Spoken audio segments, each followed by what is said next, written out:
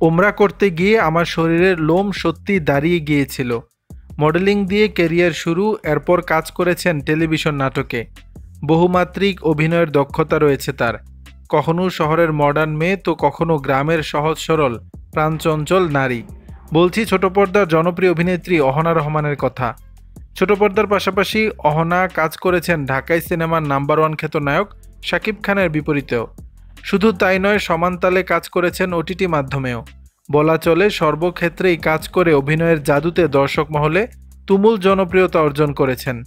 এদিকে অহনা ধীরে ধীরে অভিনয় জগৎ থেকে সরে দাঁড়ানোর প্রস্তুতি নিচ্ছেন। মাসখানেক আগেই এক সাক্ষাৎকারে তিনি জানান, 2025 সাল থেকে মিডিয়াতে কাজের পরিমাণ কমিয়ে দেবেন এবং ধাপে ধাপে এই পেশা থেকে পুরোপুরি সরে যাবেন।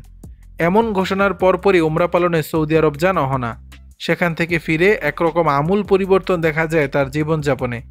পোশাক পরিচ্ছদ থেকে শুরু করে ব্যক্তিগত চিন্তা ভাবনায় এসেছে গভীর পরিবর্তন।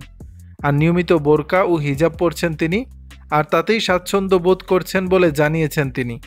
এক সাক্ষাৎকারে অহনা রহমান বলেন, ওমরা পালন করে আসার পরে আমি হিজাব পরেই স্বাচ্ছন্দ্য বোধ করছি। নাটকের বাইরে মাথার কাপড় ফেলতে চাই না, এটা আমার ব্যক্তিগত বিষয়। ইন্টারভিউতে গেলেও চেষ্টা করি মাথায় কাপড় রাখার। দর্শক, অহনা রহমানকে নিয়ে আপনাদের মতামত জানাবেন নিচের কমেন্ট বক্সে।